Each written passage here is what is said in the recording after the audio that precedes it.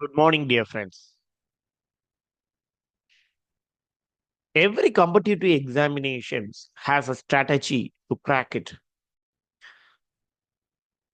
Revision is a common strategy to all the examination. Without revision, even though that person is a brilliant one, an extraordinary one, he or she can't touch the line of victory without revision.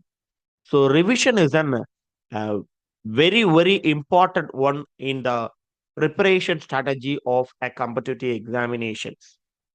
So revise everything. What are the things you have prepared? Without revision, you may waste those things in the further days. So please, dear friends, so more important than the preparation is revision. So in my case, I share my experience to you. So more than the preparation, revision is more important. Make note of it. So till now, there are 11 classes over. We touched the units of 1, 9, and 10. So in this class, we are going to discuss the portion which we completed in the previous sessions. So we get into the class with a couplet.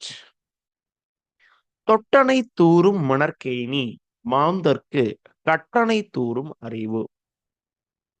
The couplet from the அதிகாரம் called கல்வி. அந்த கல்வி அப்படிங்கிற அதிகாரம் it's specially dedicated to teachers and students. இங்க நாம எல்லாம் வந்து ஆசிரிய மாணவர்கள். இந்த பிஎட் போனீங்கன்னா சொல்லுவாங்க நீங்களா ஆசிரிய மாணவர்கள். சோ நம்ம தெரிஞ்சுக்க வேண்டிய விஷயம் பாருங்க. தொட்டனை தூறும் மணற்கேணி. கேணி அப்படின்னா கிணறு. மணற்கேணினா மணலினால் செய்யப்பட்ட கிணறு. அந்த கிணற்றில வந்து நீங்க தோண்ட எவ்வளவுக்கு தோன்றீங்களோ அந்த அளவுக்கு நீர் ஊற்றானது அங்கு வரும். நீங்க 1 அடி தோண்டினீங்கன்னா அதுக்கு தக்கன 2 அடி, 3 அடி, 100 அடி அப்படி போனீங்கன்னா எவ்வளவு தோன்றீங்களோ, ஆனா அது கஷ்டமான வேலை. ஏன்னா மண்ணு சாதாரணமான ஒரு செம்மண்ணு, களிமண்ல எல்லாம் நீங்க கிணறு தோண்டுனீங்க அப்படின்னா, அது நிக்கும். தோண்டுன அந்த அகலம் வந்து அப்படியே இருக்கும். மண்ணு பெரிய அளவுல சரிஞ்சு விழாது. ஆனா மணல்ல நீங்க தோண்டுனீங்க அப்படின்னா, அது சரிஞ்சு சரிஞ்சு விழுந்துட்டு இருக்கும். பட் அதை தாண்டியும் அந்த இடையூறுகளை தாண்டியும் நீங்க தோண்டணும். அதுக்கு தக்கன you can taste the water. மாந்தர்க்கு கற்றனை தூறும் அறிவோ. அதே போல எவ்வாறு நீ மணல்ல கஷ்டப்பட்டு தோண்டி தோண்டி எவ்வளவு முயற்சி பண்றியோ அந்த அளவுக்கு உனக்கு அந்த கிணற்று நீரானது கிடைக்கின்றதோ, அதே போல நீ எந்த அளவுக்கு படித்து கொண்டே இருக்கிறாயோ, மாந்தர்க்கு கற்றனைத்து ஊறும் அறிவு. எவ்வளவு கல்வி கற்றுக்கொண்டே இருக்கிறாயோ, விடாம ரிவைஸ் பண்ணிக்கிட்டே இருக்கிறியோ, அந்த அளவுக்கு உன்னுடைய அறிவு அப்படிங்கிறது ஏற்றம் பெறும். ரொம்ப ஃபைனான என்ன டிபார்ட்மெண்ட்டுக்கு நீங்க திருக்குறள் வேணும்னாலும், அது வந்து வள்ளுவர் கிட்ட இருக்கு. சரிங்களா? ஸோ "தொட்டனை தூறும் மணற்கேணி மாந்தர்க்கு கற்றனை தூறும் அறிவு." படித்துக் கொண்டிருந்தால் தான் உங்களுக்கு அறிவு. ஏன் அப்டின்னா, நீங்க வந்து அடுத்தது என்ன வேணும் நமக்கு? அல்டிமேட்டா நான் வந்து இந்த இடத்துக்கு போணும் அப்படிங்கிறத நீங்க எய்மா வச்சிருக்கிறீங்க. இல்லையா? டீச்சர்ஸ் ரெக்ரூட்மென்ட் போர்டுக்கு முன்னாடி போயிருந்து, இந்த போர்டுக்கு முன்னாடி ஒரு ஃபோட்டோ எடுக்கணும். அதுதான் நம்மளுடைய அல்டிமேட் எய்ம். எப்படிப்பட்ட ஃபோட்டோவா இருக்கணும்? கையில கவுன்சிலிங் சீட்டோட நம்ம என்ன பண்ணணும்? அழகான ஒரு ஃபோட்டோ எடுக்கணும்னு எய்ம் பண்ணியிருக்கிறோம். அப்ப அதுக்கு நீங்க இந்த மணற்கேணி தோண்டுபவரைப் போல நீங்களும் என்னது அறிவை மெருகேற்றிக் கொண்டே இருக்கணும். இப்ப எவனோ ஒருத்தன் மெல்லமா தட்டி பறக்கிட்டு இருப்பான். வாரத்துக்கு ஒருக்க தூசி தட்டிட்டே இருப்பான். ரிவிஷன் பண்ணிட்டு இருப்பான். அவனுக்கு போஸ்டிங் கிடைக்குமா? உங்களுக்கு கிடைக்குமா? சோ நீங்கள் முயற்சி பண்ணாமல் உங்களையும் நீங்கள் இகழ்ந்து பயனில்லை. வாத்தியாரை இகழ்ந்தும் பயனில்லை. வீட்ல இருக்கக்கூடியவங்களை இகழ்ந்தும் பயனில்லை. நல்ல முயற்சி செய்யுங்கள். நீங்க எந்த விதமான ஒரு குழப்பத்துக்கும் போக வேண்டாம். நீங்க தான் கிங். நீங்க தான் குயின். ஓகேங்களா? வேற எந்த ஒரு குழப்பமும் வேண்டாம். பிரிப்பரேஷன்ல இருக்கிறீங்களா? நீங்க அறிவில்லாதவனாகவே இருந்துட்டு நான் 10 அரியர் வச்சுட்டு வந்தவன். பிஜிய கரஸ்ல பண்ணவன். ஒரு பிரச்சனையும் கிடையாது. If you are giving your full effort during this time of preparation, you have a seat. அதை யாரும் மாற்ற முடியாது. அதனால முழு முயற்சி 100 இல்ல 200% நீங்க போடணும். போட்டால் இந்த போர்டுக்கு முன்னாடி வித் கவுன்சிலிங் சர்டிபிகேட்டோட போட்டோ எடுக்கிறதுக்கு நீங்க தகுதியானவர்கள். இல்லை என்றால் வருவதை எதிர்கொள்றதுக்கு ரெடியா இருக்கும். ஓகே. நாட்கள் செல்ல செல்ல செல்ல நம்மளுடைய வயதும் ஏறிக்கொண்டே போகும். உங்களுடைய குடும்ப பாரமும் ஏறிக்கொண்டே போகும். ஸோ இது எல்லாத்தையும் இறக்கி வைக்கிறதுக்கான ஒரே மருந்து ப்ரிப்பரேஷன். சரிங்களா? Prepare your works very smart and need in manner and revise your portions frequently and get ready for the examination. Okay, fine. Why revision? ஏன் சார் ரிவிஷன் அப்படிங்கிறது இவ்வளவு முக்கியத்துவம் வாய்ந்தது அப்படின்னா, we need to give our 100% preparation in the examination hall. That is an important thing in the competitive examination. இல்லைங்களா? ஒரு இப்போ நீங்க வந்து Book of the Duchess, prologue to the Canterbury Tales, Waste Land, Epithalamion, இந்த மாதிரி works எல்லாம் ரொம்ப மெனக்கெட்டு படிக்கிறீங்க. ஸ்டாண்ட்ஸா படிக்கும்போது இது நல்லா இருக்கு, இது நல்லா நமக்கு படிச்சிருவோம், இதை வந்து மறக்கவே முடியாது அப்படின்னு சொல்லிட்டு இருக்கும்போது ஒரு 10வது ஸ்டாண்ட்ஸா போகும்போது ஸ்டாண்ட்ஸாவுடைய பாயிண்ட் மறந்தது மாதிரி தெரியும். சரி, கொஞ்சம் நம்ம தூசி தட்டிக்கலாம் சார், கொஞ்சம் ரிவைஸ் பண்ணிக்கலாம் அப்படின்னு நினைக்கும் போது அடுத்த ஒர்க்கை படிக்க வச்சிருவோம். எபிதலாமியன் படிச்சோன்னா ப்ரொலாக் டு தி கேண்டம்பரி டேல்ஸ் எங்கேயோ நமக்கு சந்திரமுகி ரூமுக்குள்ள போன மாதிரி உனக்கு ஞாபகம் வந்துடும். பெரிய கதவு போட்டு பூட்டின மாதிரி தெரியும். ப்ரொலாக் நம்ம படிச்சோமா அப்படிங்கிற மாதிரி தோணும். இது வந்து இயற்கை, மனித இயற்கைக்கு இப்படித்தான் இருக்கும். மனிதனுடைய மூளை இப்படிப்பட்டதுதான். பழைய விஷயங்கள கொஞ்சம் எது வேண்டாததோ அதை நம்ம வந்து நினைச்சுக்கிட்டே இருப்போம். ஒரு சண்டை போட்டது, வீட்ல வந்து ஒரு மிட்டாய் வாங்கி கேட்டா வாங்கி தரல சார், பெரிய பிரச்சனை. இல்ல பக்கத்து வீட்டுக்காரன் திட்டி புட்டான். இந்த மாதிரி வேண்டாத விஷயங்கள இந்த மூளை வந்து மெமரியில வச்சிருக்கும். நம்ம விரும்பி படிக்கலாம் அப்படின்னு நினைக்கக்கூடியத வந்து மறந்து விட்டுரும். ஸோ அத திரும்ப திரும்ப திரும்ப நம்ம ரிவைஸ் பண்ணா மட்டும் தான் எக்ஸாமினேஷன் அன்னைக்கு நம்ம போகும்போது அது உள்ளாடி மெமரிக்கு வெளியே வரும். டெஸ்க் டாப்ல நம்ம வச்சுக்கணும். உள்ள லோக்கல் டெஸ்க் டி, அதுக்குள்ளாடி ஒரு ஃபைலு, அதுக்குள்ளாடி போட்டீங்கன்னா அதை தேடி கண்டுபிடிக்கிறது கஷ்டம். எப்பவும் நம்ம படிச்ச விஷயங்கள் எல்லாம் டெஸ்க் டாப்ல இருக்கணும். எக்ஸாமினேஷனுக்கு டெலிவர் பண்ற அளவுல இருக்கணும். சரிங்களா? போட்டோன்னா கொஸ்டினை பார்த்தோன்னா ஆன்சர் வரணும் நம்மளுடைய மைண்ட்ல. இப்படி இருக்கணும். ஸோ பெர்ஃபார்மன்ஸை இம்ப்ரூவ் பண்ணணும்னா you have to revise. Then reduce your anxiety. ப்ரிப்பரேஷனுடைய முதல் நாள்ல நம்ம சாசரை தொட்டோம். 100வது நாள்ல எக்ஸாம் வந்துடுச்சு. அப்ப சாசர்ன்னு சொன்னா ஒரு டல்லு, ஒரு டர்ரு கிடைக்கும் நமக்கு. வயத்துல வந்து பட்டாம்பூச்சி பறக்கும். ஐயையோ! இது பார்த்த கொஸ்டின், ஆனா திரும்ப ரிவைஸ் பண்ண முடியல. வைரமுத்து சொன்ன மாரி, "வயிற்றுக்கும் தொண்டைக்கும் ஒரு உருண்டை உருளுதடின்னுவாரு அவரு." இங்க பார்த்தீங்கன்னா 4, 5 உருண்டை உருளும். கொஸ்டின பார்த்தோன்ன. ஸோ அந்த ஆங்ஸைட்டிய நீங்க அவாய்ட் பண்ணணும். அந்த பயம் இருக்கும் பார்த்தீங்களா? ஒரு பயம், பரீட்சைன்னா ஒரு பயம் இருக்கும். இப்ப நீங்க ரிவைஸ் பண்ணியாச்சுன்னா, நம்ம எல்லாத்தையும் 100 வொர்க் பார்க்குறோம். 100யும் நீங்க அடிக்கடி ரிவைஸ் பண்ணிட்டு இருந்தீங்கன்னா, அந்த பயமே இருக்காது. கண்டிப்பா நமக்கு ஞாபகத்துல இருக்கும். அண்ட் மெமரி நமக்கு தெரியும்.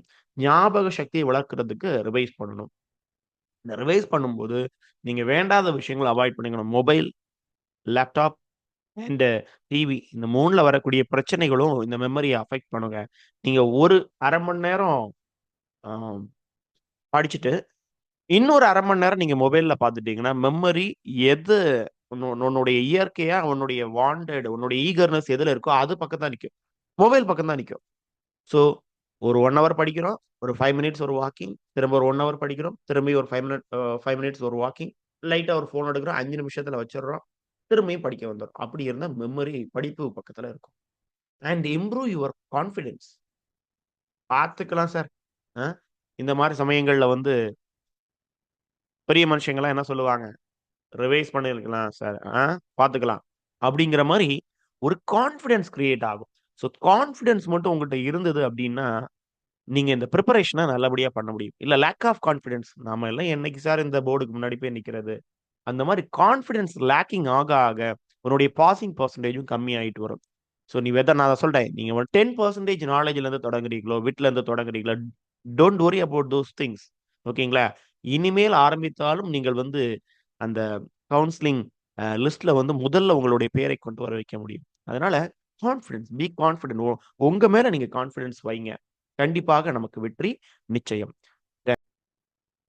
இந்த ரிவிஷனை பொறுத்த வரலையும் நமக்கு வந்து ஒரு ஃபர்கட்டிங் கர்வை வச்சுக்கிட்டு நம்ம ஏன் இது இம்பார்ட்டன்ட் அப்படிங்கிறத சயின்டிபிக்கலா நம்ம வந்து ப்ரூவ் பண்ண முடியும். சரிங்களா?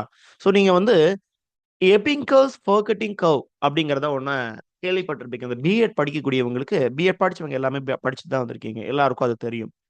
இதே மாரி நெறைய கற்றல் மறதியினுடைய கோட்பாடுகள பத்தி நம்ம படிச்சிருப்போம். இது பாருங்க, very first day of preparation. நம்ம படிக்கும்போது ஒரு 100% நமக்கு இருக்கிற மாரி தெரியுது. ஸோ, அந்த ஒரு நாள்லயே நீங்க ஒரு 1 ஹவருக்குள்ள நமக்கு எவ்வளோ மறந்து போகுமா, ஒரு 100% தெரிஞ்ச மாரி இருந்தது. அப்படியே நமக்கு உண்மையா இயற்கையினுடைய கூற்றுப்படி நமக்கு 44% தான் ஞாபகத்துல இருக்குமா. வித்தின் 1 ஹவர் ஆஃப் பிரிப்பரேஷன்லயே 1 மணி நேரம் நம்ம கிளாஸ கவனிக்கிறோம். மீதி எம்புட்டு தான் உங்களுக்கு ஞாபகத்துல இருக்கும். 44% தான் இருக்கும். 1 ஹவர்ல. அதுவும் ஒரு நாள் தாண்டிச்சுன்னா, இன்னும் 10% இன்னும் கம்மியாயிரும். 33% தான் தெரியும். அப்புறம் அப்படியே நாட்கள் போக போக பாருங்க, ஒரு வாரத்துல பார்த்தீங்கன்னா, நமக்கு மீதி ஒரு 25% தான். அந்த புக்கினுடைய பேரு, ஆதரு, எந்த வருஷம் எழுதுனா, இந்த மாரி இங்க ஒரு முக்கியமான கதாபாத்திரம். இதுதான் ஞாபகத்துல இருக்கும். 25% தான். ஸோ நாட்கள் செல்ல செல்ல அது மங்கிக்கிட்டே இருக்கும். சரி சார், இத நம்ம சரி கட்டுறதுக்கு என்ன? இந்த கோட வந்து அப்படியே 100%லயே மெயின்டெயின் பண்றதுக்கு என்ன சார் பண்றது? அப்படின்னு கேட்டீங்கன்னா, அதுக்கு தனியா நெறைய கோட்பாடுகள் இருக்கு. அத நம்ம ஃபாலோ பண்ணணும். பாருங்க. So active recall plus space to repetition. It will help you to maintain the curve in the horizontal mode. ஓகேங்களா? ஸோ ஒரு கிடைமட்டமாகவே அந்த 100% நான் கொண்டு போணும்னு விரும்புறேன் அப்படின்னா, நீங்க என்ன பண்ணணும்? ரீகால் பண்ணணும், ரிப்பீட் பண்ணணும். இந்த 2யும் பண்ணிக்கிட்டீங்கன்னா, கண்டிப்பா உங்களுக்கு வந்து சக்சஸ் இருக்குது. பாருங்க, இது நம்ம ஆல்ரெடி பார்த்தது. முதல் நாள் படிக்கிறோம். அப்படியே டவுன் ஆயி, டவுன் ஆயி, டவுன் ஆயி கீழ போயிரும். ஆனா, அத ஃபர்ஸ்ட் டைம் ஒரு ரீகால் பண்றீங்க. ஒரு சின்ன ஒரு இடைவெளியில ஃபர்ஸ்ட் ஒரு ரீகால் பண்றீங்க. அந்த ரீகால் பண்ணிக்கிட்டீங்க அப்படின்னா, இந்த கர்வ் அதாவது நாள் பண்ணது ரொம்ப கீழ வந்து மறதி அதிகமாகுது இதுல.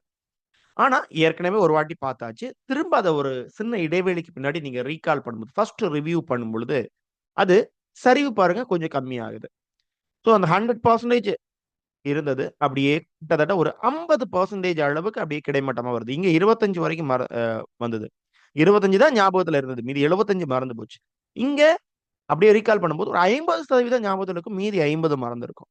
இது ஃபர்ஸ்ட் ரீகால்ல. 2வது ரீகால் திரும்பியும் ஒரு சின்ன ஒரு கேப். திரும்பியும் நாம ரீகால் பண்றோம். இப்போ நமக்கு 75% அந்த ஒரு 10 நாள் கழிஞ்ச அப்புறம் பார்த்தீங்கன்னா, 75% உங்க ஞாபகத்துல இருக்கும். ஸோ ஒரு 3, 4, 5 ரிவிஷன்ஸ் நீங்க குடுக்கும் பொழுது, அந்த 100% அப்படிங்கிறது மெயின்டெயின் ஆயிட்டே இருக்கும். அப்போ யாருங்க வந்து எக்ஸாம் டைம்ல வந்து எல்லாத்தையும் கரெக்ட்டா அடிப்பாங்க? ரிவைஸ் பண்ணவங்களா? இல்ல நான் மொத்த போர்ஷனையும் முடிச்சுட்டேன். எல்லாத்தையும் ஒரு வாட்டி பார்த்துருக்கேன் சார் அப்படின்னு சொன்னவங்களா? ஸோ 2 வாட்டி பார்த்தவன் லிஸ்ட்ல 100வது இடத்துல இருப்பான். 3 வாட்டி பார்த்தவன் 50வது இடத்துல இருப்பான். 4 வாட்டி, 5 வாட்டி ரிவைஸ் பண்ணவன் தான் ஃபர்ஸ்ட் டாப் 10க்குள்ள வருவான். இப்ப நீங்க எப்படி வரணுங்கிறது, நீங்க உங்க பிரிப்பரேஷனுக்கு கொடுக்கக்கூடிய நேரத்த பொறுத்து அப்படிங்கிறத நீங்க தெளிவா புரிஞ்சுக்கங்க. ஓகேங்களா? இது வந்து சயன்டிஃபிக்கலா ப்ரூவ் ஆன ஒண்ணு. அடுத்தது. சரி, இந்த கேப் சொன்னீங்கல்ல, என்ன மாதிரி கேப்ல நம்ம பிரிப்பேர் பண்ணணும் அப்படின்னு, வேர்ல்டு வைட் ஒரு டெக்னிக் ஆஃப் ரிவிஷன் யூஸ் பண்றாங்க. இது வந்து பிரெயினுக்கு கம்ஃபர்ட்டா இருக்கிற மாரி நெறைய கிரிட்டிக்ஸ் சொல்றாங்க. என்ன சீக்வென்ஸ் அப்படின்னு பார்த்தீங்கன்னா, 1, 3, 7, 21 டெக்னிக். இதுக்கு பேரு 1, 3, 7, 21 டெக்னிக். இந்த டெக்னிக் மூலமா ஞாபக மறதிய நம்ம கம்மி பண்ணலாம். என்ன பண்ணலாம்? இப்ப நீங்க வந்து காலையில எழும்புறீங்க. யூசுவலா சும்மா காலையில எழும்புறீங்க. எத்தன ஒரு 5 மணிக்கு எழும்பணும்னு டிசைட் பண்றீங்க. அலாரம் வைக்கணும். ஒரு 4, 5 நாட்கள் நீங்க அலாரம் அடிச்சாலும், அத அமுத்தி வச்சுட்டு தூங்கிருவோம். ஆனா, ஏதோ ஒரு நாள் தப்பி எழும்பிறீங்க. காலையில எங்கேயாவது போகணும், இல்ல கோயில் போறீங்க, இல்ல ஏதாவது ஃபங்ஷன் வீட்டுக்கு வெளியூர் போறீங்க. இந்த மாரி ஒரு அ டைம்ல என்ன பண்ணுவீங்க அப்டின்னா, நீங்க கண்டிப்பா அலாரம் வச்சு எழும்பிறீங்க. அடுத்த நாள் வந்து நீங்க மேக்ஸிமம் பார்த்தீங்கன்னா, அதே டைம்ல முழிப்பு வரும். இது நம்ம மூளைக்கு இருக்கக்கூடிய ஒரு அதீத சக்தி. அன்னைக்கு எழும்பிட்டீங்க. அடுத்த நாள் ஆட்டோமேட்டிக்கா அலாரம் வந்து 5 மணிக்கு அடிக்கும்னா 4:55க்கு நீங்க கண் முழிச்சுருவீங்க. முழிச்சு பார்ப்பீங்க. எழும்புறது, எழும்பாம இருக்கிறது நம்மளுடைய சோம்பல பொறுத்தது. ஆனா கண் முழிப்பு வரும். இது மூளை நமக்கு கொடுக்கக்கூடிய ஒரு அலாரம். எழும்பிருவீங்க. நீங்க அதே ஒரு 3 நாளைக்கு கண்டிப்பா நீங்க ஏதாவது ஒரு ஊருக்கு போயிட்டே இருக்கிறீங்க. இல்ல தொடர்ச்சியா ஏதாவது ஒரு காரியம் பண்ணிக்கிட்டே இருக்கீங்க. எழும்பிட்டீங்கன்னா 4வது நாள் நீங்க எந்த அலாரமும் வைக்க வேண்டாம். 4:50, 55க்கு உங்க மூளையில இருக்கக்கூடிய அலாரம் உங்கள எழுப்பி விடும். இது உண்மை. நீங்க உங்க அம்மாவெல்லாம் பாருங்க. உங்க அப்பாவ பாருங்க. காலையில டீ சாப்பிட போகக்கூடியவங்க, அந்த டைம்ல எந்திரிச்சுருவாங்க. வெளியில தெருவுக்கெல்லாம் டீ சாப்பிட போவாங்க ரூரல் ஏரியாஸ்ல. என்னதான் வீட்ல குடுத்தாலும் அவங்க வெளிய போய் தான் சாப்பிடுவாங்க. அந்த அலாரம் அவங்களுக்கு கரெக்ட்டா அடிக்கும். அது மாரி தாங்க அந்த கற்றல் அப்படிங்கிறதும். முதல் நாள் பார்க்குறீங்க. அப்புறம் 2வது நாள் உங்களுக்கு அதுல வேலை இல்ல. வேற போர்ஷன்ஸ் படிங்க. வேற ஒர்க் பாருங்க. 3வது நாள் என்ன பண்றீங்க அப்படின்னா, திரும்பி அதே போர்ஷன எடுத்து ரிவைஸ் பண்றீங்க. மொத நாள் நீங்க புதுசா பார்க்கும்போது அது ஒரு 3 மணி நேரம், 4 மணி நேரம் எடுத்துக்கும். 3வது நாள் பார்க்கும்போது ஒரு 50% டைம் தான் நீங்க அதுக்கு குடுக்க வேண்டியிருக்கும். ஏன்னா நெறைய வேண்டாத விஷயங்கள எல்லாம் கட் பண்ணி தள்ளியிருப்பீங்க. முக்கியமான விஷயம் அண்டர்லைன் பண்ணியிருப்பீங்க, ஹைலைட் பண்ணியிருப்பீங்க. ஸோ உங்களுக்கு இப்ப வேலை ரொம்ப கம்மி 3வது நாள். இப்போ 1வது நாளும் மொத பிரிப்பரேஷனுக்கும், முதல் ரிவிஷனுக்கும் இடையில உள்ள நாளு 1 நாள் தான். 1 நாள் கேப் விட்டு படிக்கிறீங்க. அடுத்தது 2வது ரிவிஷன், செகண்ட் ரீகால். இதுக்கு இடையில ஒரு 3 நாட்கள் குடுத்திருக்கீங்க. எவ்வளவு நாட்கள்? 3 நாட்கள் குடுத்திருக்கீங்க. தென் ஒரு கேப் குடுக்குறோம். கேப் குடுத்துட்டு அடுத்தது 7வது நாள் திரும்பி ரிவைஸ் பண்றோம். 7வது நாள் ரிவைஸ் பண்ணும்பொழுது உங்களுக்கு ஒரு 1 ஹவர் தான் தேவைப்படும். மொத நாள் ஒரு 4 மணி நேரம், அப்புறம் ஒரு 2 மணி நேரம், அப்புறம் ஒரு 1 மணி நேரம் இருந்தா போதும் நீங்க ரிவைஸ் பண்ணிக்கலாம். அடுத்தது பார்த்தீங்கன்னா, திரும்ப ஒரு பெரிய கேப். ஸோ முதல்ல 1 நாள் கேப். அடுத்தது ஒரு 4, 5, 6 அந்த ஒரு 3 நாள் கேப். அடுத்தது பார்த்தீங்கன்னா, கிட்டத்தட்ட 7 ஒரு ஒரு 10, 13 நாள் ஒரு கேப் குடுக்குறோம். ஒரு கிட்டத்தட்ட கரெக்ட்டா சொல்லணும் அப்டின்னா, 14 நாட்கள் இடையில கேப் விழும். 13லருந்து 14 நாட்கள் கேப் விழும். இப்போ இந்த இதுக்கு ஒரு 1/2 அன் ஹவர் நீங்க இருந்தா போதும். 21வது நாள் நீங்க முடிச்சிடலாம். ஏன்னா நம்ம படிச்சு அது ஃபுல்லா இது முக்கியம், இது முக்கியம் அப்டிங்கிறது நம்ம ஸ்டோர் ஆயிட்டே இருக்கும். ஸோ அத படிச்சிடலாம் நீங்க. சரி சார் இதோட விட்டுறலாமா அப்டின்னு கேட்டீங்கன்னா, நோ. ஸோ 1 நாள் கேப், 3 நாள் கேப், ஒரு 13 நாள், 14 நாள் கேப். அடுத்தது ஒரு 30 நாள் கேப். 30 நாள் கேப்னா ஒரு 51வது நாள், 52வது நாள் திரும்பியும் ரிவைஸ் பண்ணணும். சரிங்களா? அடுத்தது திரும்பியும் ஒரு 50 டேஸ் கேப். இப்டி இந்த கேப்ல நீங்க கண்டிப்பா என்ன பண்ணணும் அப்டின்னா, ரிவைஸ் பண்ணிக்கிட்டே இருக்கணும். ரிவைஸ் பண்ணாம இருக்கவே கூடாது. நம்ம அதனால தான் நான் என்ன பிளான் பண்ணியிருக்கோம் அப்டின்னா, யூனிட் 1 முடிச்சுட்டு, யூனிட் 2 தொடங்கும்போது நம்ம யூனிட் 1 ரிவைஸ் பண்ணுவோம். ஸோ யூனிட் 2 படிக்கிறோம். யூனிட் 1 ரிவைஸ் பண்ணக்கூடிய கேட்டகரிக்கு நாம போயிருவோம். சரிங்களா? ஸோ இத நீங்க மறக்காம ஃபாலோ பண்ணுங்க. தயவு செய்து நோட் பண்ணி வைங்க. ரைட்? ஸோ இன்றைய நம்ம ரிவிஷன் டாபிக் என்ன? நம்ம இதுவரைக்கும் கம்ப்ளீட் பண்ண போர்ஷன் அப்படிங்கிறது தெரியும். யூனிட் 1ல நாம வந்து புரோலாக் முடிச்சிருக்கோம். A Book of the Duchess முடிச்சிருக்கிறோம். பேக்கனுடைய ஆஃப் அட்வர்சிட்டி முடிச்சிருக்கோம். சரிங்களா? நீங்க குறிப்பா எல்லா ரிவிஷன் டாபிக்ஸ் பேசும்பொழுதும், இந்த ப்ரீவியஸ் இயர் கொஸ்டினையும் கொஞ்சம் கையில எடுத்து வைங்க. ஸோ ஃபர்தர் கிளாஸஸ்ல நான் ப்ரீவியஸ் இயர் கொஸ்டின்ஸ் ஒவ்வொன்னா உங்களுக்கு குடுத்துருவேன். சரிங்களா? வித் ஃபுல் டிஸ்கஷனோட குடுத்துடுறேன். அப்ப எப்படி அந்த பேட்டர்ன் அமைஞ்சிருக்குது? பழைய கொஸ்டின்ஸ் எல்லாம் எப்படி அமைஞ்சிருக்குது அப்படிங்கிறத நமக்கு ஒரு ஸ்டடி பண்ணிட்டு, இப்படி என்ன பண்ணுவோம் அப்படின்னா, ஒவ்வொரு வொர்க்குக்குள்ளேயும் போய் இந்த மாதிரி ஸ்டைல்ல கொஸ்டின்ஸ் எதிர்பார்க்கலாம். இதே கொஸ்டின் இல்ல, இந்த மாதிரி ஸ்டைல்ல ஒரு கொஸ்டின் எதிர்பார்க்கலாம். ஃபார் எக்ஸாம்பிள் இங்க பாருங்க நம்ம ப்ரொலாக் எடுத்துக்கிறோம். ப்ரொலாக்ல நாம வந்து கிளாஸ்லயே நான் வந்து பழைய கொஸ்டின்ஸ் 1, 2 குடுத்திருந்தேன் இல்லைங்களா? வெரி ஃபர்ஸ்ட் இன்ட்ரோ கிளாஸ்லயே பழைய கொஸ்டின்ஸ் குடுத்திருந்தேன். அப்ப குக்குக்கு என்ன பிரச்சனை சார் அப்படின்னு கேட்டிருந்தா, கால்ல வந்து அல்சர் இருக்குது அப்படின்னு. கால்ல ஒரு கெட்டு போட்டிருந்தாரு. அப்ப இதே மாதிரி மத்தவங்களுக்கு ஏதாவது பிரச்சனை இருக்குதா? பெல்லி வச்சிருக்கிறாங்களா? கால் ஒல்லியா இருக்குதா? ஏன்னா லஸ்டி பேச்சுலர்ன்னு ஒரு சொல்லுவாரு சாசர். யாரப்பா try to answer lusty bachelor. Lusty sparrow அப்படின்னு ஒரு ஆள் சொல்லுவாரு. கேப் டூத்டு ஒரு பெர்சன் இருக்காங்க. இதெல்லாம் வந்து ஒரு சட்டைரிக்கலான விஷயங்கள். ஸோ சமயக்காரனுக்கு கால்ல புண்ணு இருந்தா நல்லாவா இருக்கும்? அவன் அதுகிட்ட போய் தான் சமைப்பான். அத ஒரு சட்டைரிக்கலா சொல்லுகிறாரு. அது மாரி கால் வந்து லீனா இருந்தனா, அவன் வந்து கொஞ்சம் காமம் இச்சை அதிகம் உள்ளவன் அப்படின்னும். கேப் அது பெண்களுக்கு. கேப் டூத்டு இருந்தாங்கன்னா, அவங்களும் கொஞ்சம் லஸ்டியான இருக்கக்கூடிய ஒரு பெர்சன் அப்டின்னும் சொல்லுவாங்க. ஸோ இதெல்லாம் அந்த பிசிக்கல் ஃபீச்சர்ஸ நம்ம வந்து முக்கியமா ஃபாலோ பண்ணலாம். அதே மாரி அடுத்த இன்னொரு கேள்வி பார்த்தீங்கன்னா, ஹீத் அண்ட் கண்ட்ரி பத்தி கேள்வி கேட்டிருக்காங்க. நைட் வந்து யாருக்காக சண்டை போட்டார் அப்படிங்கிற கேள்வி. ஸோ நைட் சண்டை போட்டதுல ஒரு 10, 15 இடம் இருக்குது. எல்லாத்தையும் ஒரு வாட்டி ரிவைஸ் பண்ணுங்க. ஒவ்வொருத்தனும் எந்தெந்த ஊர்ல இருந்து வர்றான். ப்ரோலாக்ல அந்த 29 பில்கிரிம்ஸ்ன்னு சாசர் தன்னுடைய டெக்ஸ்ட்ல அழகா சொல்லியிருந்தாரு. நம்ம அண்டர்லைன் பண்ணி காமிச்சோம் இல்லைங்களா? 9 அண்ட் 20 பில்கிரிம்ஸ் அத நம்ம அண்டர்லைன் பண்ணியிருப்போம். ஸோ அது ஞாபகத்துல இருக்கட்டும். இப்படி புரோலாக் சம்பந்தமான பழைய கொஸ்டின் பேட்டர்ன்ல எப்படி கேட்டிருக்காங்களோ, அதே வயசுல நம்ம ரிவைஸ் பண்ணிக்கிட்டோம்னா, இனியும் அதே பேட்டர்ன்ல தான் வரப்போகுது. பேட்டர்ன்ல இருக்கும். அதே கொஸ்டின் திருப்பி இருக்காது. அதே மாதிரி வேற ஏதாவது இன்ஃபர்மேஷன் கேட்டிருப்பாங்க. ஸோ ப்ரோலாக் பொறுத்தவரைக்கும் நம்ம ஆல்ரெடி பார்த்த விஷயங்கள நீங்க திரும்பி என்னது ஒரு வாட்டி கூட ரிவைஸ் பண்ண போறீங்க அவ்வளவுதான். அ ஒய், ஹவ், வென், ஏன், எதற்கு, எப்படி இந்த மாரி விஷயங்களுக்கு வந்து கேள்விகள் கிடைச்சிருச்சுன்னா, ம நம்ம வந்து 90% விஷயங்கள ரிவைஸ் பண்ணிட்டோம் அப்படின்னு அர்த்தம். ஏன் எழுதுறாரு சாசர்? எதற்கு எழுதுறாரு? எப்படி எழுதுறாரு? எத பத்தி எழுதுறாரு? அவ்வளவுதான். சரிங்களா? யார் நரேட் பண்றாங்க? சாசர் நரேட் பண்றாரு. என்ன டயலாக்ட்ல எழுதுறாரு? எந்த மொழியில அப்டின்னா, ஈஸ்ட் மிட்லேண்ட் டயலாக்ட்ல. என்ன மீட்டர் இதுல பயன்படுத்தியிருக்காரு அப்படின்னு பார்த்தீங்கன்னா, நரேட்டிவ் போயஸ்க்கான ஹீரோயிக் கப்லெட்ட வந்து இதுல பயன்படுத்தியிருக்கிறாரு.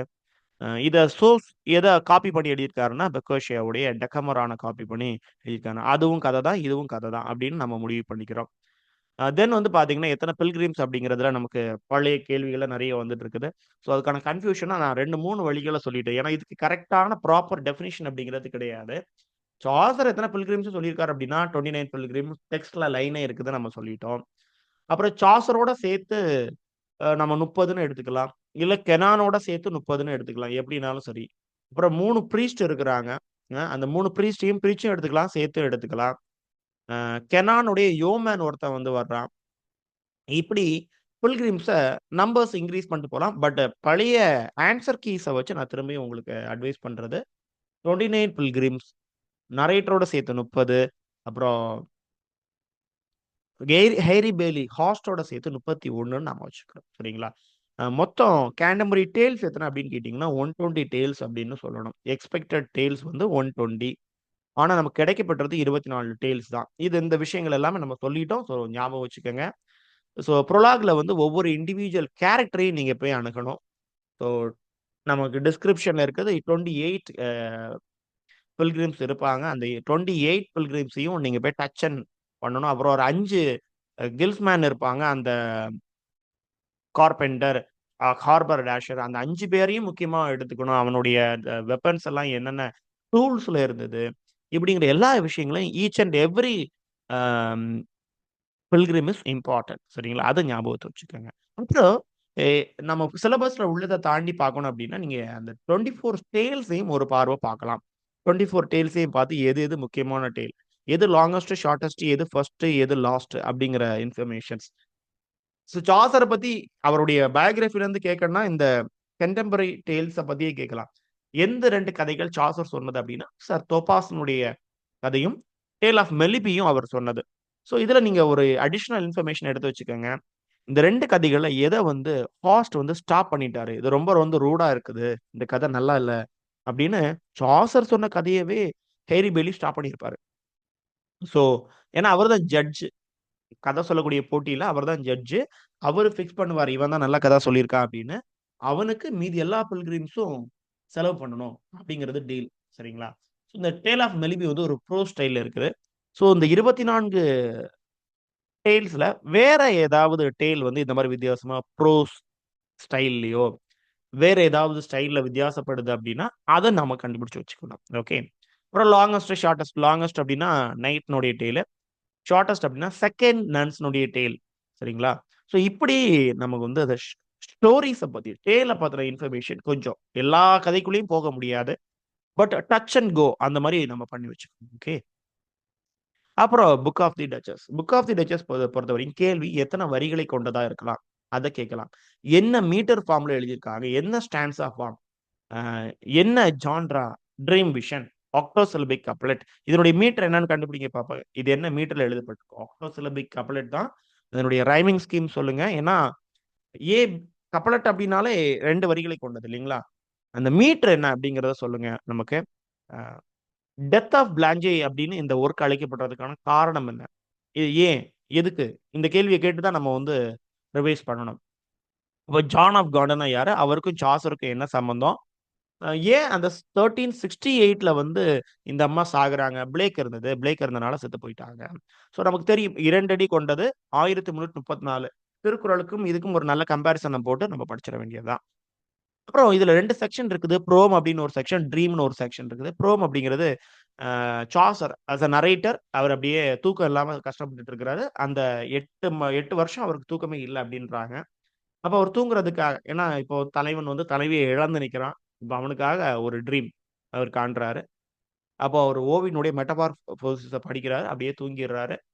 அப்போ தலைவன் அங்க வந்து ட்ரீம்ல வந்து ஒரு சோல்ஜரா பார்க்குறாரு. பிளாக் நைட்டாவும், தலைவிய ஒயிட் ஏஞ்சலாவும் பார்க்குறான். அப்போ அந்த ஒயிட் ஏஞ்சல் தன்னை விட்டு போயிட்டா. இந்த சக்கரத்த சுத்தி சுத்தி என்ன அந்த பையன் என்ன பண்ணிட்டான், ஃபார்ச்சூன் என்ன பண்ணிட்டா, என்னுடைய தலைவிய தூக்கி கொண்டு போயிட்டா அப்படின்னு அந்த பிளாக் நைட் வந்து அழுதுட்டு இருக்கிறான். புரிய வைக்கிறான் நரேட்டருக்கு. நான் இவ்வளோ கஷ்டப்படுறேன் அப்படிங்கிறத. ஸோ இந்த ப்ரோம் அப்படிங்கிறத கேள்வியா கேட்கலாம். ஞாபகம் வச்சுக்கோங்க. ப்ரோம் அப்படின்னா it's introductory part of a literary work. அந்த ட்ரீம்ல வரக்கூடிய விஷயங்கள் நமக்கு தெரியும். அவரு அந்த கனவு உலகத்திலருந்து அங்க உள்ள போகும்போது, ட்ரீமுக்குள்ள போகும்போது, அங்க நெறைய காட்சிகள பார்ப்பாரு. எந்த பிக்சர்ஸ் எல்லாம் அந்த விண்டோஸ்ல வரையப்பட்டிருந்தது. ட்ரோஜன் வாருடைய பிக்சர்ஸ் அங்க வரையப்பட்டிருந்தது. ஸோ இந்த இன்ஃபர்மேஷன்ஸ் எல்லாம் கொஞ்சம் கேதர் பண்ணிக்கிட்டீங்கன்னா, ரிவைஸ் பண்றதுக்கு வசதியா இருக்கும். அப்புறம் புக் ஆஃப் தி டச்சஸ்னுடைய டெக்ஸ்ட் பொறுத்தவரை நான் உங்களுக்கு சென்ட் பண்ணி தந்திருக்கேன். But very very vast to enter. ஏன்னா அது வந்து ஒரு ஓல்டு வெர்ஷன். ஸோ தயவு செய்து நீங்க என்ன பண்ணுங்கன்னா, முதல்ல இத முடிங்க. டெக்ஸ்ட்க்குள்ள இப்ப என்டர் ஆனீங்கன்னா, அடுத்த போர்ஷன்ஸ் எல்லாம் பெண்டிங் ஆகிட்டே இருக்கும். ஸோ ஐ ரெக்கமெண்ட் என்னுடைய சஜஷன் பொறுத்தவரைக்கும் புக் ஆஃப் தி டச்சஸ்க்கு நீங்க டெக்ஸ்ட் இப்போ போக வேண்டாம். எல்லா 10 யூனிட்டையும் முடிச்சுட்டு, இஃப் அவைலபிள் டைம் இருந்தா நம்ம உள்ள என்டர் ஆகும். ரைட்? அடுத்தது வந்து பேக்கனுடைய ஆஃப் அட்வர்சிட்டி பார்த்தோம் யூனிட் 1ல. ஸோ இதுல நீங்க பார்க்க வேண்டியது இந்த செனிகா அப்படிங்கிறது யாருன்னு பாருங்க. செனிகா யாரு? செனிகன் ட்ராஜடின்னு எல்லாம் சொல்லுவாங்க. செனிகா யார் அப்படின்னு பாருங்க. நிறைய லாட்டின் ப்ராவர்ப்ஸ் இருக்கும். இந்த லாட்டின் ப்ராவர்ப்ஸுக்கான மீனிங் கண்டுபிடிச்சிட்டீங்கன்னா ஃபைன். ஏன்னா லாட்டின்ல தந்துட்டு அதுக்கான தமிழ் மீனிங்கே கீழே கேட்டு வச்சிருப்பாங்க. அதாவது சாரி, தமிழ் மீனிங் இங்கிலீஷ்க்கான பேராஃப்ரைஸை வந்து கீழே கொடுத்துருப்பாங்க. If miracles be commanded over nature they appear most in adversity. அதிசயங்கள் அற்புதங்கள் நடக்கணும்னா அது பிரச்சனையோட தான் நடக்கும். அட்வர்சிட்டியில தான் நடக்கும். ப்ராஸ்பரிட்டியில் அந்த அளவுக்கு அற்புதங்கள் நடக்குமா? நடக்காது. சப்புன்னு போயிரும். அதனால அது முக்கியம் அப்படின்றாரு. தென் நிறைய விஷயங்கள் பாருங்க. Good things that belongs to adversity are to be admired. அதாவது நல்ல விஷயங்கள் எல்லாமே எதில் தான் நடக்கும்ட்டாரு. திரும்பி திரும்பி அதே தான், எல்லாம் ஒன்னே தான். ரைட்? நல்ல விஷயங்கள் எல்லாமே அட்வர்சிட்டி தான் நடக்கும். அதுதான் ஆச்சரியத்தோட பார்க்கவும் படும் அப்படின்னாரு. அதே மாதிரி எது வந்து பொயட்ரிக்கு சிறந்தது, போயம் கவிதை எழுதுறதுக்கு சிறந்த விஷயங்கள் ப்ராஸ்பரிட்டியா அட்வர்சிட்டியான்னு கேட்டீங்கன்னா அட்வர்சிட்டி தான். பிரச்சனை நடக்குது. ட்ரோஜன் வார் தானே நல்லா இருந்தது. எல்லாரும் பேசி பழகி குழந்தைகளை பெற்றுட்டு இருந்தா, அத வந்து நம்ம வரலாற்றுல சொல்லுவோமா? இல்ல. கவிதை எழுதுவதற்கு சிறந்தது எது அப்டின்னா பார்த்தீங்கன்னா, அட்வர்சிட்டி தான். ஸோ இந்த ப்ராவெர்ப்ஸ், லாட்டின் ப்ராவெர்ப்ஸ் வந்து கொஞ்சம் ஞாபகத்துல வச்சுக்கோங்க. ரைட்? ஸோ அப்புறம் பாருங்க முக்கியமான dialogues.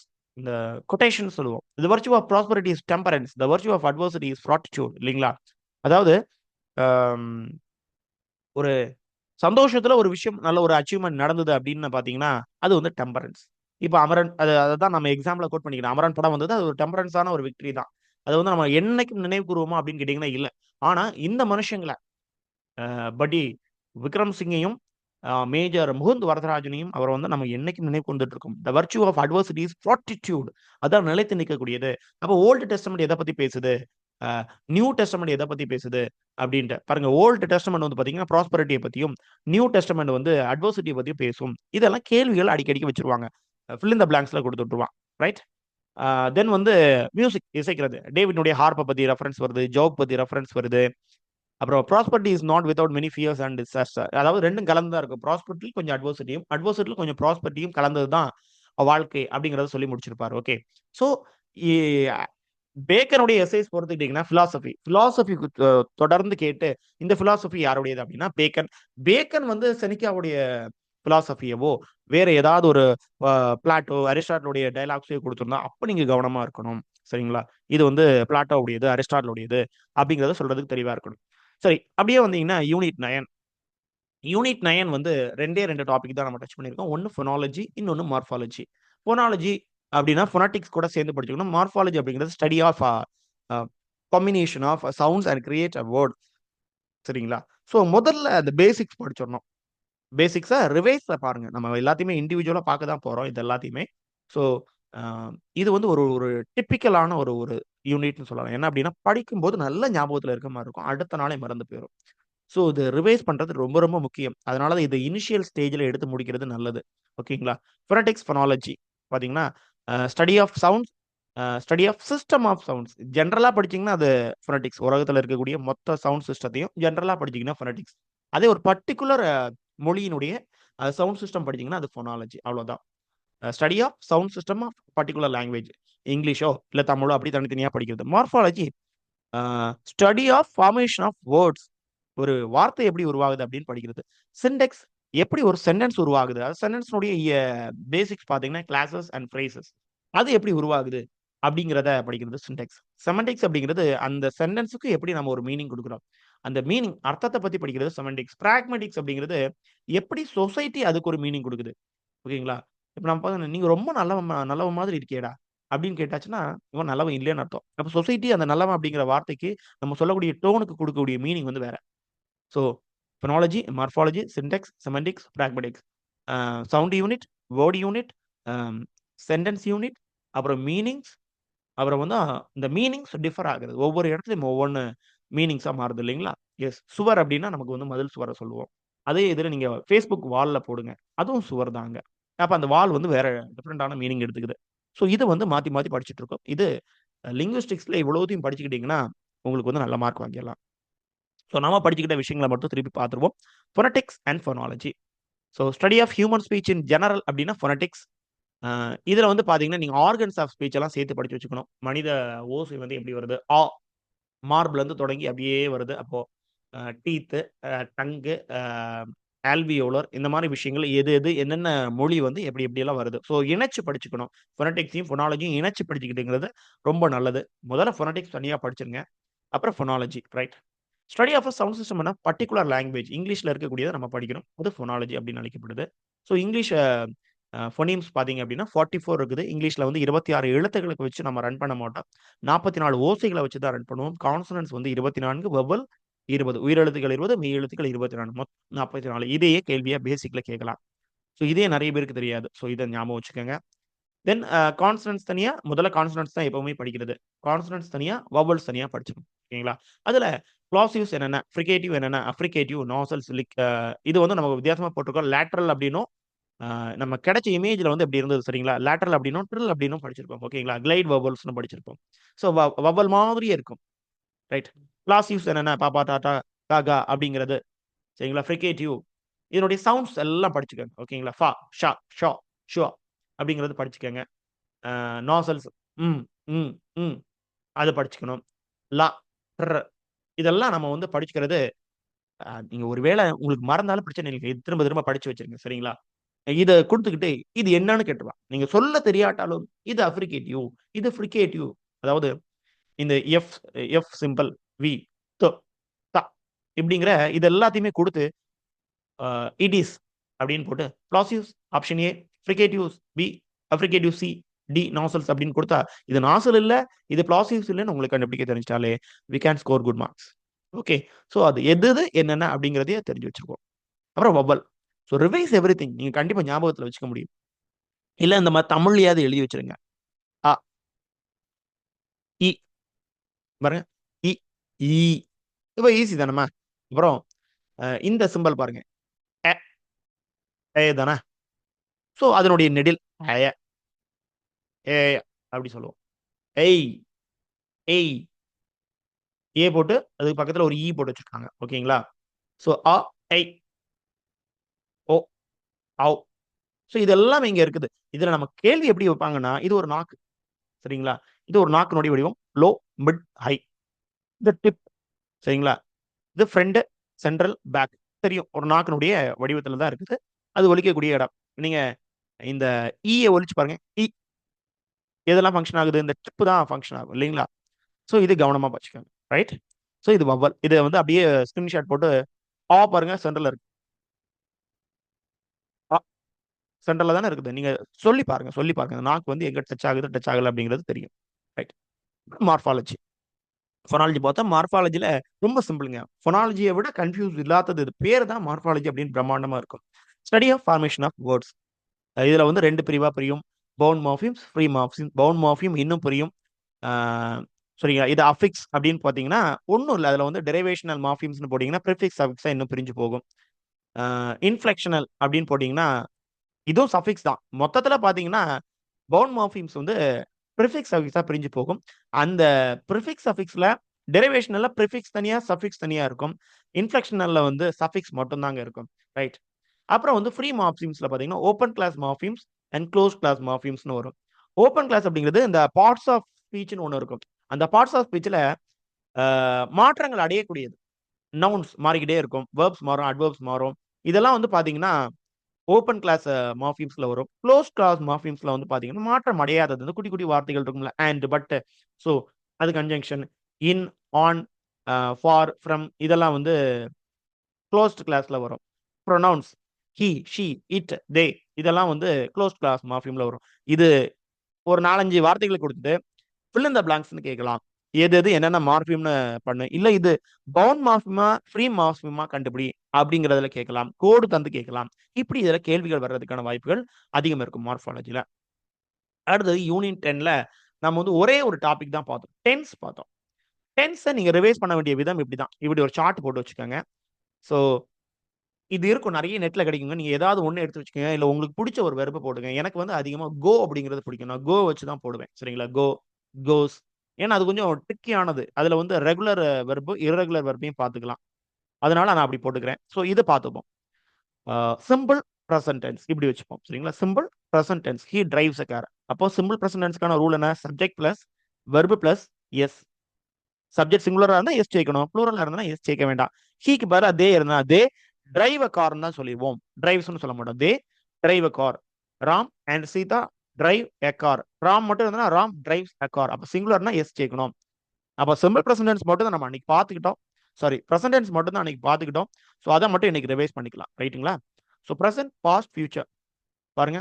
Drives a car, drove a car, will drive. Past tense, future tense. அப்ப continuous, perfect, present perfect, sorry perfect, continuous. இப்படி மொத்தம் 12 டென்சஸும் இதுல இருக்கான்னு மட்டும் கவுண்ட் பண்ணிக்கங்க. ஸோ எல்லாத்தையும் ஒரு தூசி தட்டுங்க. நீங்க தமிழ்லையும் எழுதி வைங்கன்னு சொல்லியிருக்கேன். நீங்க கிராமர் படிக்கும்போது தமிழ்ல அழகா ஒரு நோட், கிராமருக்குன்னு யூனிட் 10க்குன்னு தனியா ஒரு நோட் போட்டுருங்க. நீங்க தமிழ்ல கூட எழுதி வைங்க. நீங்க ஒரு ஸ்கூலுக்கு போய் டீச் பண்ணும்போது அதை பயன்படும். நீங்களே எழுதுங்க. ரின்னன் மார்ட்டினுடைய புக் வாங்குங்க. இல்ல வேற ஏதாவது புக்ஸ் ஏதாவது கிடைச்சுனா வாங்க. இல்ல நெட்ல இருந்து நோட்ஸ் எடுங்க. எல்லாமே உங்களுக்கு நோட்ஸ் அவைலபிளா இருக்குதுங்க. ஸோ நீங்க அதை எடுத்துக்கங்க. So please go through tense once again. பாருங்க, நம்ம ப்ரெசன்ட் டென்ஸ் பார்த்த விஷயங்களை மட்டும் திருப்பி திருப்பி பார்த்துருவோம். Simple present tense, present continuous, present perfect tense, present perfect continuous.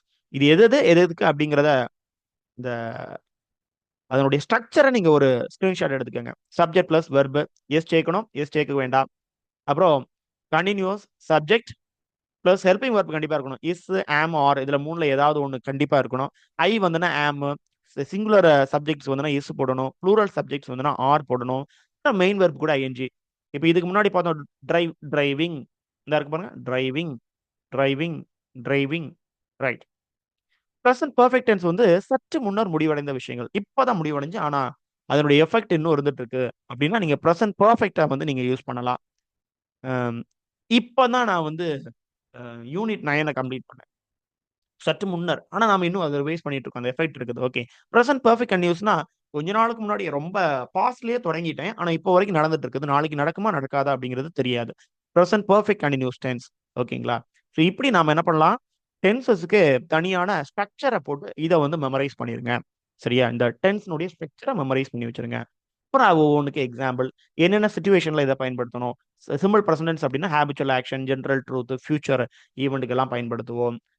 Present continuous tense அப்படின்னா ஒரு விஷயம் இப்போ நம்ம பேசும் பொழுதோ எழுதும் பொழுதோ தொடர்ந்து நடைபெற்று கொண்டிருக்கணும். ஐ ஆம் ரீடிங் நவ், ஐ ஆம் ரீடிங் நவ், ஐ ஆம் டேக்கிங் கிளாஸ் நவ் இப்படின்னு போடணும். யூ ஆர் லிசனிங் அப்படின்னு கேட்கலாம், அப்படின்னு சொல்றது.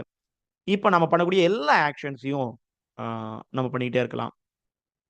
ப்ரெசன்ட் பர்ஃபெக்ட்னா இப்போதான் முடிச்சேன், இப்போதான் கையை கட் பண்ணிக்கிட்டேன், இப்போதான் நான் உங்களுக்கு சிம்பிள் ப்ரெசன்ட் சொல்லி கொடுத்தேன், இப்போதானே சொல்லி கொடுத்தேன், ரைட்.